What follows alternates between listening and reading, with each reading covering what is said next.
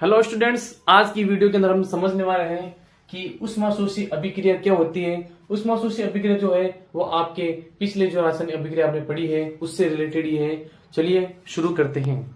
अब बच्चों, इस वीडियो के अंदर हम ये देखने वाले हैं ऊष्माशोषी अभिक्रिया को हम किस प्रकार से समझने वाले हैं। तो बच्चों, आपने अभी तक जो 3 प्रकार की अभिक्रिया पढ़ी, कौन कौन सी? पहली एक अभिक्रिया आपने पढ़ी है ऊष्मीय अभिक्रिया। उसमें अभिक्रिया पढ़ी आपने। और दूसरी जो अभिक्रिया पढ़ी आपने प्रकाश वियोजन अभिक्रिया। प्रकाश वियोजन अभिक्रिया। और तीसरी अभिक्रिया पढ़ी जल विद्युत अपघटन। जल विद्युत अपघटन।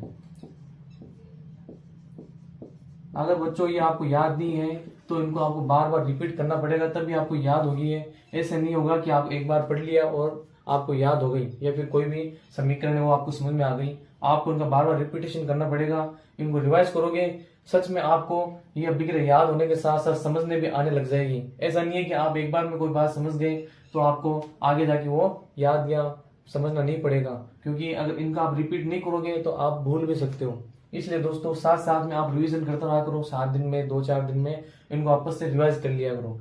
देखो बच्चों, और अगर आपको मान लो रिवाइज नहीं हो पा रहा है तो मेरी वीडियो को ऑन करके आप इस वीडियो को सुन लिया करो, ताकि आपको वापस इसका रिवीजन हो जाए। कोई नोट्स बनाओ या ना बनाओ, लेकिन अगर मान लो आप इनको सुनते हो तो आपको याद हो जाएगा। देखो बच्चों, आपने 3 प्रकार की अभिक्रिया पढ़ी थी, है ऊष्मीय वियोजन अभिक्रिया, प्रकाश वियोजन अभिक्रिया और विद्युत अपघटन अभिक्रिया। इन दोनों अभिक्रियाओं के अंदर हमने क्या किया था, अगर आपने वीडियो की क्लास नहीं ली है तो पहले जाके वो देख लें, उनके अंदर क्या क्या हुआ था। तो उसमें वियोजन, प्रकाश और जल विद्युत अपघटन अभिक्रिया के अंदर हमने ये देखा था कि यहाँ पर हमने इनको क्या दिया है, ऊष्मा दी है, मतलब ऊर्जा दी। तब यहाँ पर कुछ रासायनिक परिवर्तन हुआ, मतलब यहाँ पर जो भी रासायनिक अभिक्रिया हो रही थी उन रासायनिक अभिक्रिया के अंदर प्रकाश को ग्रहण किया गया, या फिर प्रकाश को हम विज्ञान भाषा में कहें तो अवशोषण किया गया।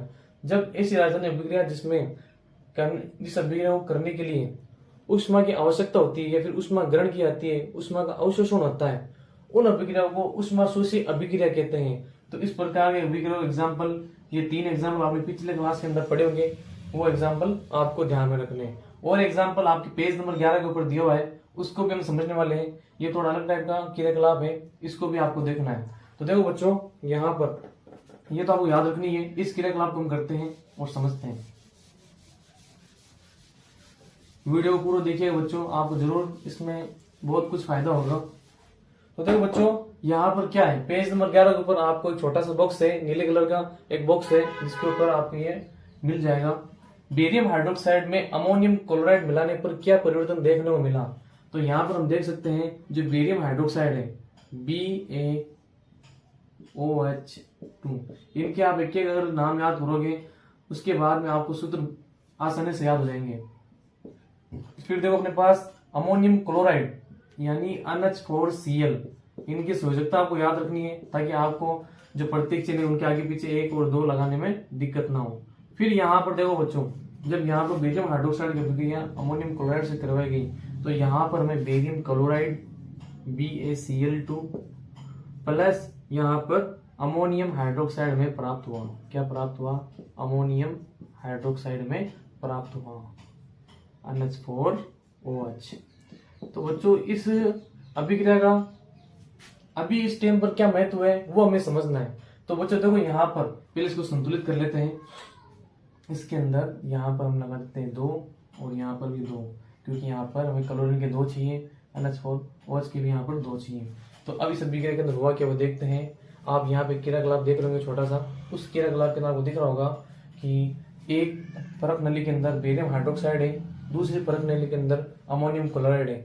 जब दोनों को मिक्स किया गया तो यहाँ पर इसके अंदर क्या ऑब्जर्वेशन हुआ कि यहाँ पर इस पात्र के अंदर जब ये दोनों मिलाए गए, मिलाने के बाद में ये विलयन प्राप्त हुआ।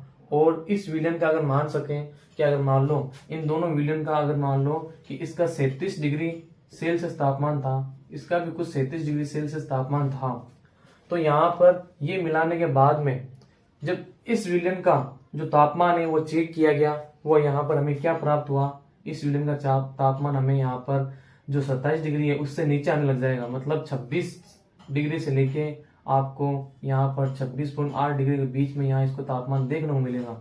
तो यहाँ पर बच्चों इस रासायनिक विक्रिया के अंदर हुआ क्या कि यहाँ पर तापमान में कमी हो गई।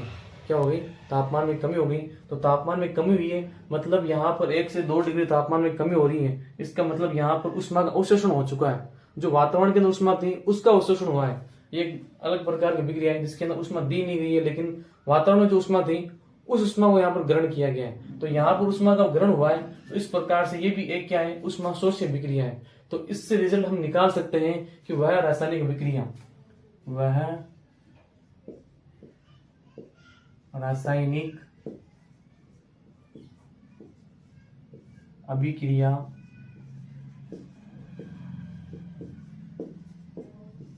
जिसमें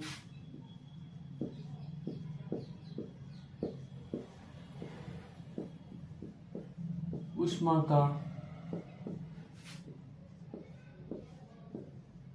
अवशोषण, वह रासायनिक विक्रिया जिसमें उष्मा का अवशोषण होता है, उष्मा का अवशोषण होता है, उसे उष्माशोषी कौन सी विक्रिया कहते हैं बच्चों? उष्माशोषी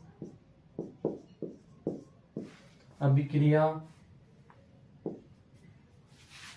उष्माशोषी अभिक्रिया कहते हैं।